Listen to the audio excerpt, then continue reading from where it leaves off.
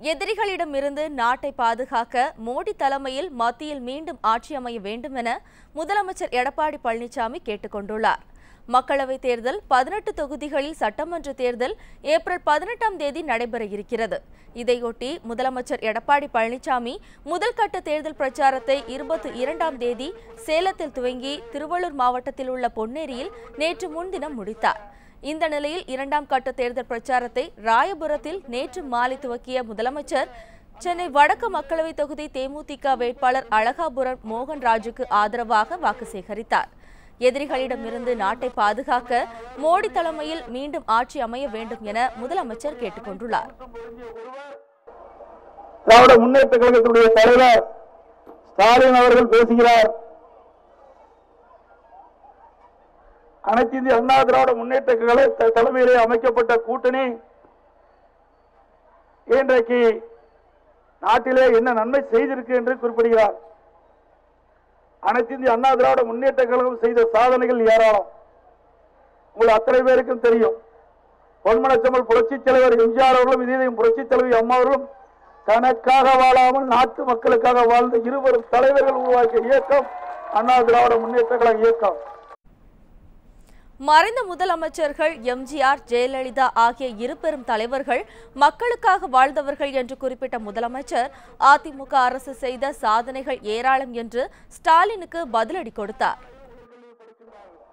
திராவிட முன்னேற்ற கழகத்துடைய தலைவர் ஸ்டாலின் அவர்கள் பேசுகிறார். அனைத்து இந்திய அண்ணா திராவிட முன்னேற்ற கழக தலைமையிலே அமைக்கப்பட்ட கூட்டணி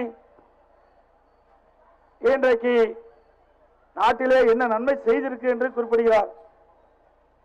அனைத்து இந்திய அண்ணா திராவிட முன்னேற்ற கழகம் செய்த சாதனைகள் ஏராளம். உங்கள் அத்தனை பேருக்கும் தெரியும்.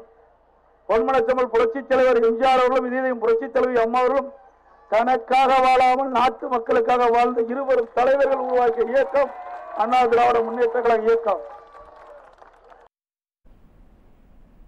முதலமைச்சர் ஜெயலலிதாவின் மறைவுக்கு பிறகு அதிமுக அரசு கலைந்துவிடும் என நினைத்தவர் ஸ்டாலின் என்று முதலமைச்சர் பழனிசாமி குறிப்பிட்டார்.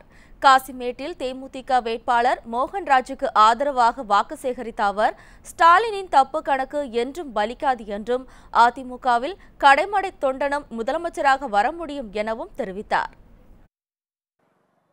புரட்சித் தலைவி மறைவுக்கு பிறகு அம்மாவுடைய வழியிலே சிறப்பான ஆட்சி நடைபெற்றுக் கொண்டிருக்கிறது. முதலிலே தப்பு கணக்கு போட்டுவிட்டார் ஸ்டாலின்.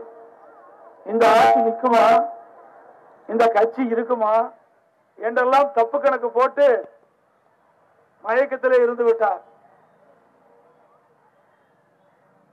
அனைத்து இந்திய அண்ணா திராவிட முன்னேற்ற கழக ஆட்சி 10 நாள் தாக்கு பிடிக்குமா, 1 மாதம் தாக்கு பிடிக்குமா, பட்ஜெட் வரை நீடிக்குமா, மானிய கோரிக்கை வரைக்கும் நீடிக்குமா அப்படி என்று பேசியவர்களுக்கெல்லாம் 2 ஆண்டு முடிந்து 3வது ஆண்டு அறிவிக்கப்பட்டிருக்கிறது.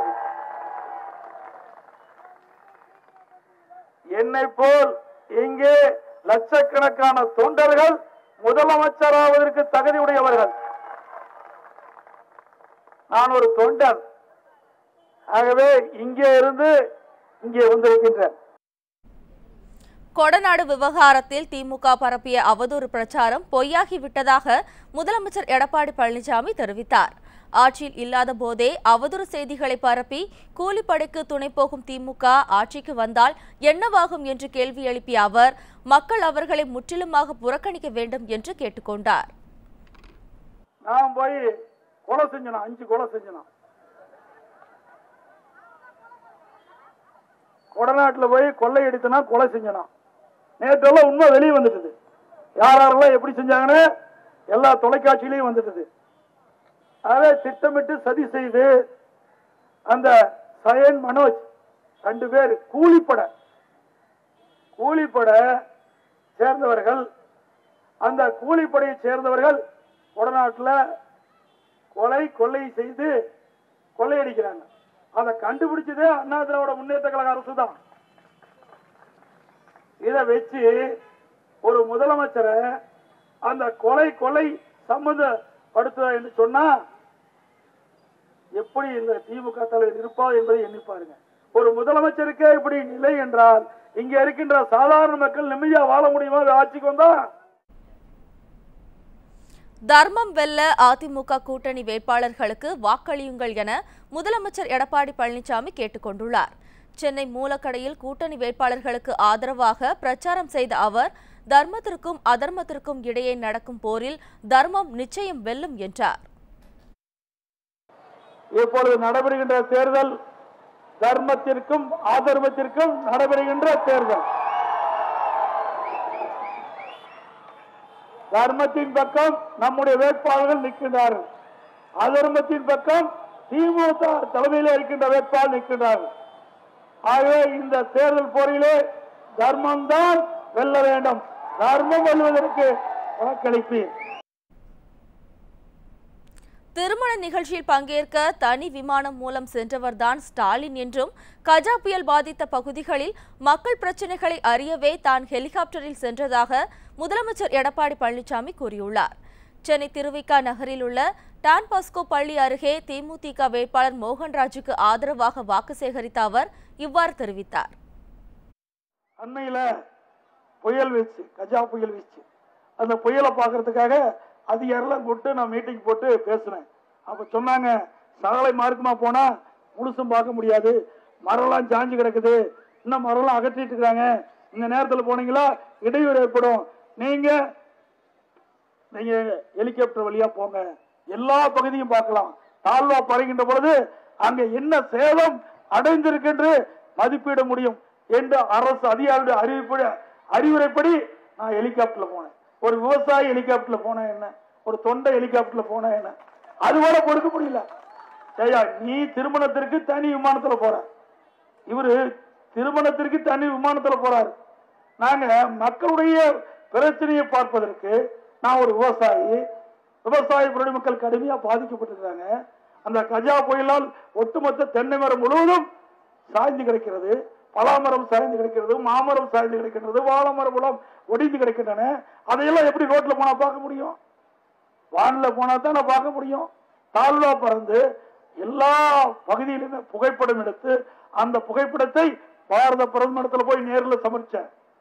அதை எப்படி செஞ்சா அந்த திட்டம் நிறைவேறும் என்று கணக்கு போட்டு நான் ஹெலிகாப்டர்ல போய் சுற்றி பார்த்தேன். கருணாநிதி குடும்பத்தினர் பதவியில் இருக்கும்போது நாட்டு மக்களுக்கு ஒரு நன்மையும் செய்யவில்லை என முதலமைச்சர் எடப்பாடி பழனிசாமி விமர்சித்து பேசினார்.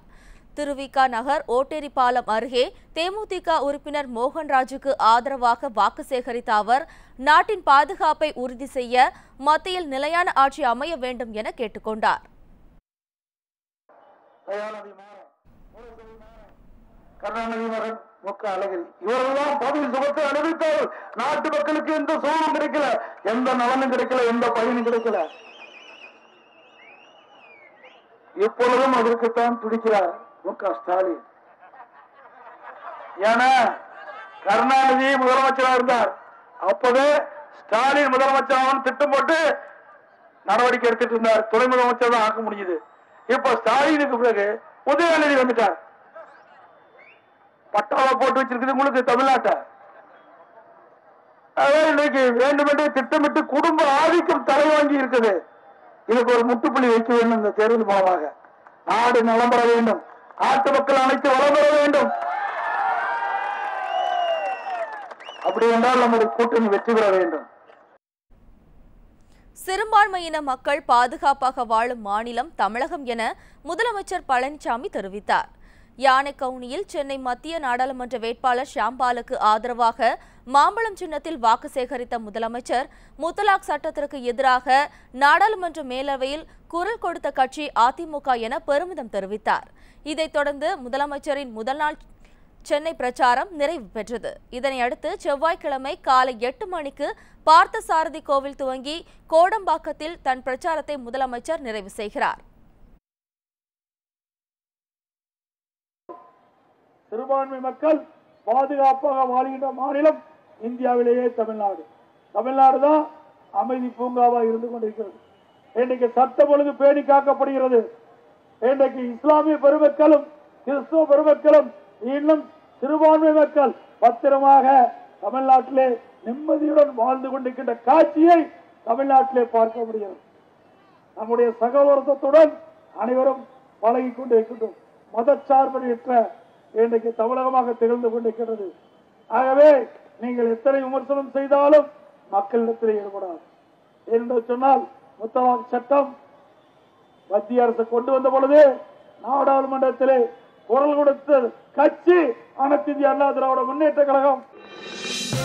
இது போன்ற முக்கிய வீடியோக்களை உடனுக்குடன் தெரிந்து கொள்ள நியூஸ் ஜே யூடியூப் சேனலை சப்ஸ்கிரைப் செய்யுங்கள்.